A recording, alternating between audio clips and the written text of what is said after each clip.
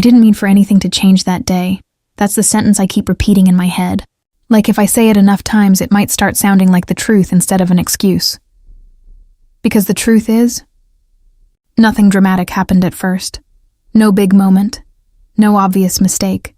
Just a quiet afternoon. And one decision I should have never made. And the worst part? I knew better.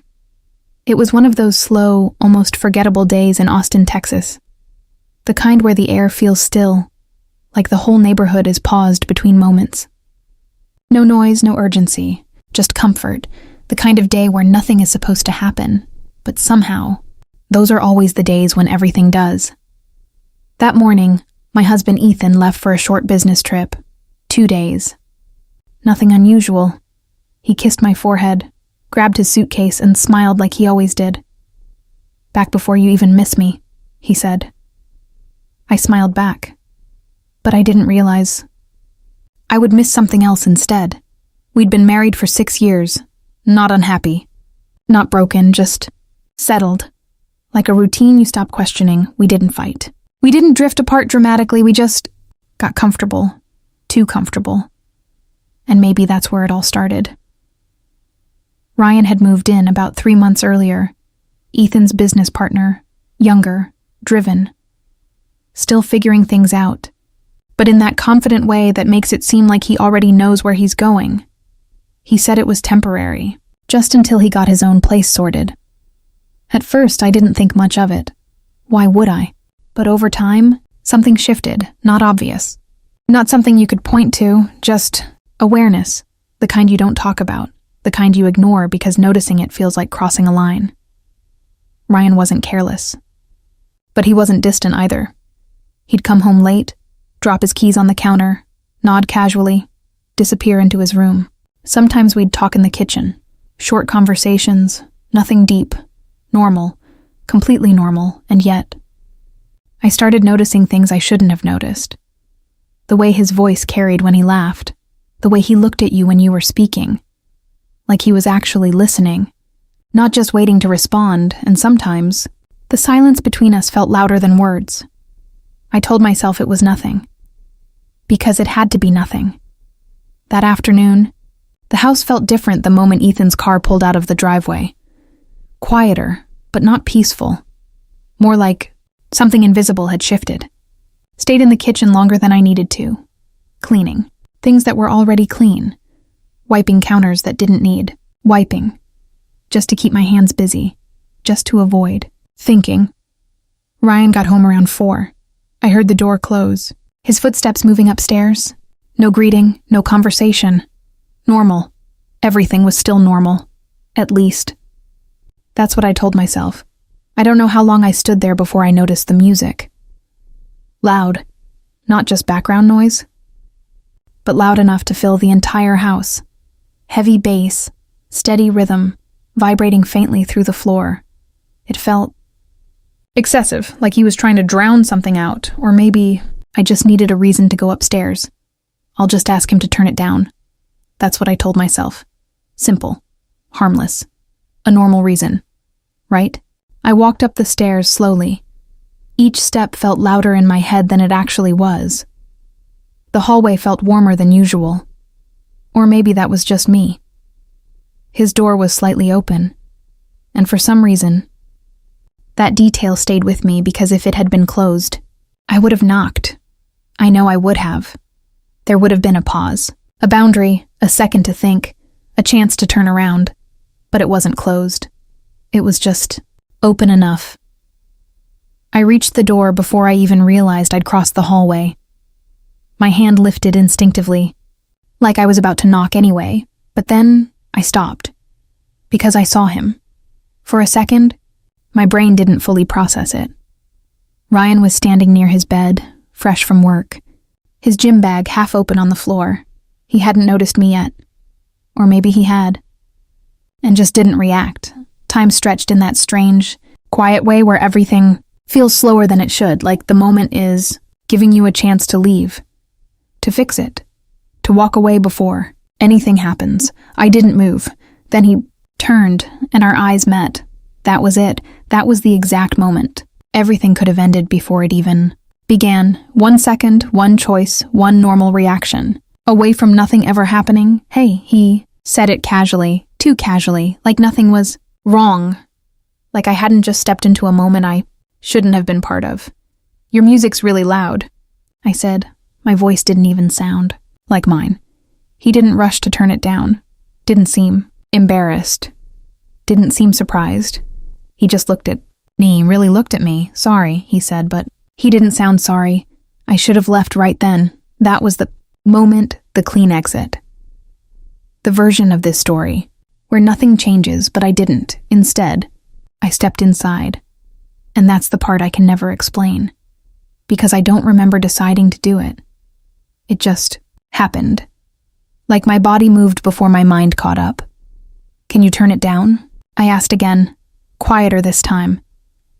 He reached for his phone and lowered the volume. The music didn't stop completely. It just softened, like a pulse underneath everything. Better? He asked. I nodded, but I didn't leave, and that silence between us? It changed. Not louder, not obvious, just heavier. You didn't knock, he said, not accusing, just stating it. I thought you weren't home, I replied, a lie, and we both knew it. He gave a small smile, not amused, just aware. The door was open, he said. Like that explained everything, like that made it okay. It didn't, and I knew that. I should go, I said, but I didn't move. Yeah, he replied, but he didn't move either, and that's when I felt it clearly, undeniably. This wasn't nothing. It never had been. We had just been pretending, and right there, standing too close, in a room I shouldn't have been in, I realized something that scared me more than anything else. I didn't want to leave. And that was the moment everything started to change. Not loudly, not dramatically, but quietly, in a way that felt impossible to undo. I didn't sleep that night, not even for a minute. I tried. I really did. I lay there staring at the ceiling, in the same bed I'd slept in for years, on the same side, next to the same empty space where Ethan should have been. Everything looked normal. And somehow, that made it worse, because nothing about me felt normal anymore. Every time I closed my eyes, it came back. Not a big moment. Not something obvious. Just that feeling, that shift, the way the air had changed in that room, the way I didn't leave. Even when I knew I should have. And the worst part? I didn't stop, because nothing technically happened. And yet, something definitely had. I kept telling myself the same thing over and over. It was nothing. A weird moment. That's it. But my body didn't believe it, because every sound in the house felt louder than usual. Every step in the hallway. Every door. Every small noise made my chest tighten like I was about to be caught doing something wrong. Even though I hadn't. Not really. Around 2 a.m., I gave up trying to sleep. I got out of bed, threw on a hoodie, and walked downstairs. The house was quiet. Too quiet. I poured myself a glass of water and stood there in the kitchen, staring out into the dark backyard, trying to feel normal again, trying to reset. That's when I heard it. Footsteps, soft, but unmistakable, behind me. I froze. For a second I didn't turn around, because if I didn't look, maybe it wasn't him, maybe it was nothing, maybe I imagined it. Are you always up this late? His voice, calm, steady, like nothing had happened earlier. I turned slowly. Ryan stood in the doorway, wearing sweats, his hair slightly messy like he'd been lying down but couldn't sleep either. And for a moment, we just looked at each other again, but this time, it wasn't the same. Something had changed, and we both felt it. Couldn't sleep, I said, keeping my voice neutral. Yeah, he nodded. Me neither. Of course not. The silence that followed wasn't empty. It was heavy, full of everything we hadn't said upstairs. I turned back to the sink, pretending to rinse my glass, just to have something to do. You do that a lot, he said. I paused. Do what? Pretend nothing's going on. My hands stilled under the water. Slowly I turned it off, set the glass down, took a breath. "I don't know what you mean," I said, but even I could hear it. It sounded weak, rehearsed. He stepped closer, not fast, not aggressive, just certain. "You came into my room," he said quietly. "You didn't leave." My heart started racing again. "I told you why?" I replied. "For the music?" he asked. I didn't answer, because we both knew that wasn't the whole truth. "Then why didn't you leave?" he pressed. That question hit harder than it should have, because I didn't have an answer I could say out loud. "It was a mistake," I said finally. There it was. The line. The one that was supposed to end everything. He studied me for a second, like he was deciding whether he believed me. "Okay," he said. Relief hit me instantly.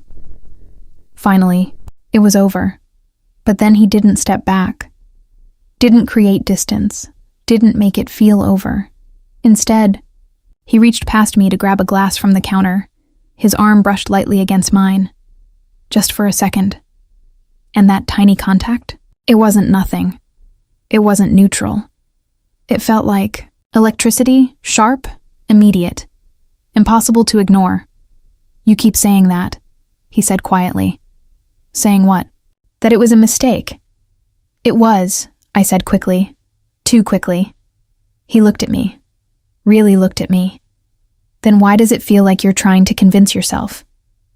he asked. I opened my mouth to respond, but nothing came out because part of me knew he wasn't wrong. "I'm serious," I said, forcing my voice to stay steady. "This stops. Here." Another line. Stronger this. Time. Clear. He held my gaze for a long moment, then nodded. "All right, just like that. No argument. No pressure. No pushback." It should have made me feel better.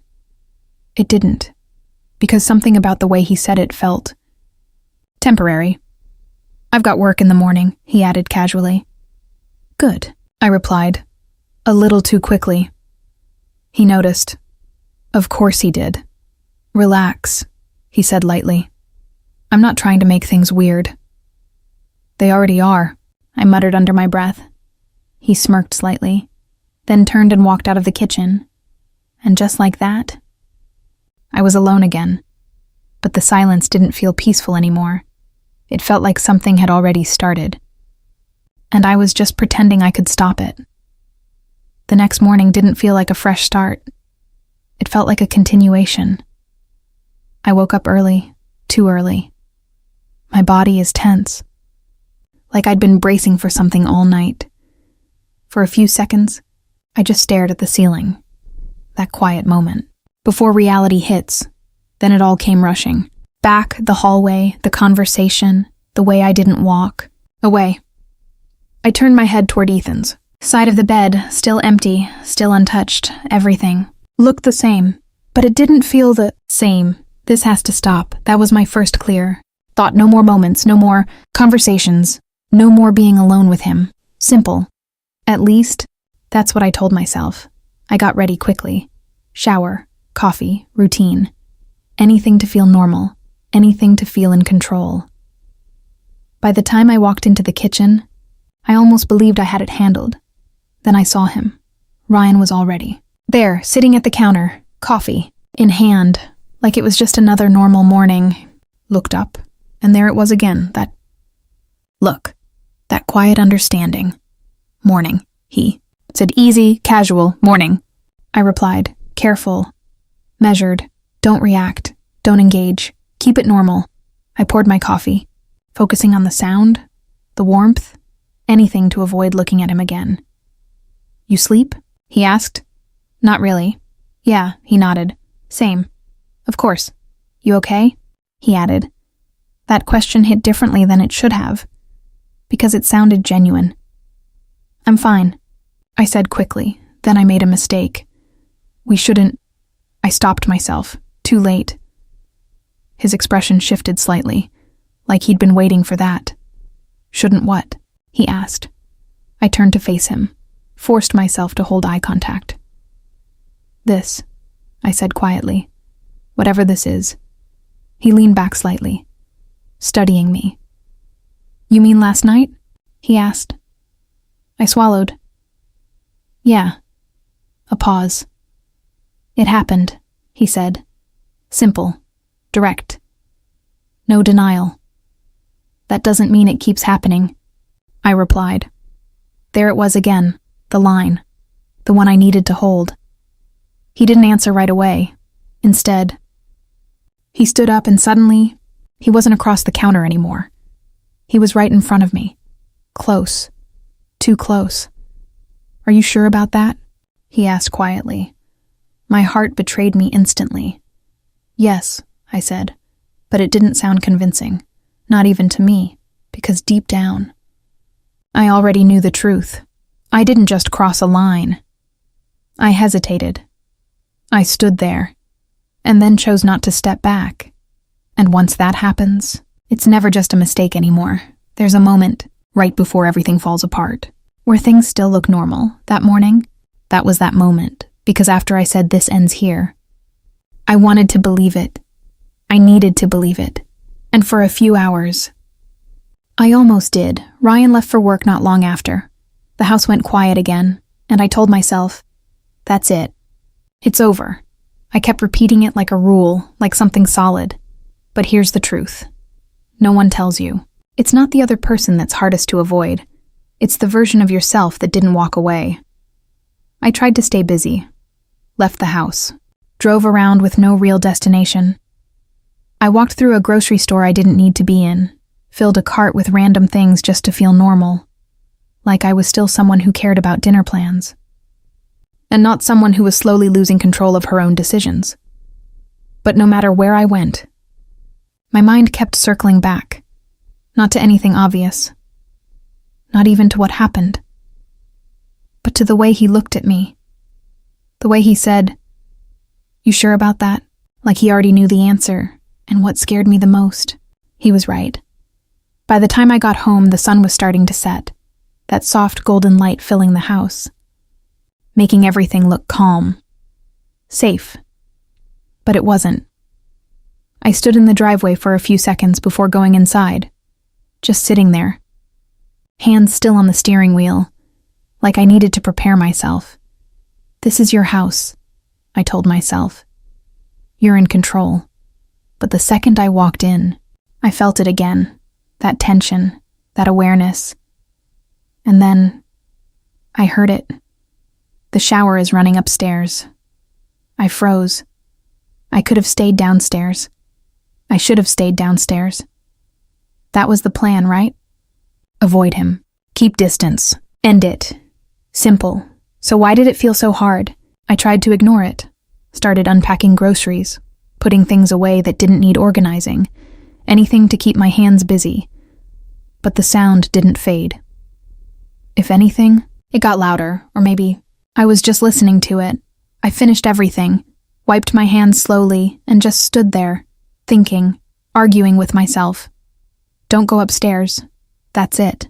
That's the only rule, and for a moment, I believed I could follow it, until I didn't. Because the next thing I knew, I was already halfway up the stairs, heart racing, like it already knew where this was. Going. The hallway felt different this time. Quieter, heavier. His door was closed. That should have been enough. A boundary, a clear stop. But now I knew what was on the other side, and that made it harder. Not easier. I stood there for a long moment, just staring at the door. This was it. The real choice.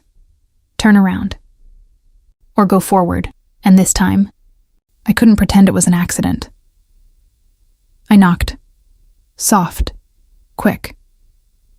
The water shut off almost immediately. Silence. Then his voice. Yeah? I swallowed. I just needed a towel, I said. The excuse sounded thin even to me. The door's unlocked, he replied. Of course it was. I reached for the handle. Paused for half a second. And then I opened it. The room was warm. steam drifting out from the bathroom. The air is heavier than before. "You could have just grabbed one," he said from inside. I didn't want to just walk in. I replied, a quiet exhale, almost like a laugh. "Right. I grabbed a towel, then another, just to make it look real. But I didn't. Leave. Of course I didn't." The bathroom door opened, and he stepped out. For a second, everything went still again. We just stood there, looking at each other. "You got what you needed," he said. I looked down at the towels in my hands, then back at him. "Yeah, but I didn't move," he noticed. Of course he did. "You're not leaving," he said quietly. "I should," I replied. Then, "Why aren't you?" That question again, the one I couldn't answer. "I don't know," I said. And that was the truth. He took a step closer. Slow, deliberate, giving me time to step back. "Didn't. You keep saying it's a mistake," he said softly. "But you keep showing up." My heart was pounding.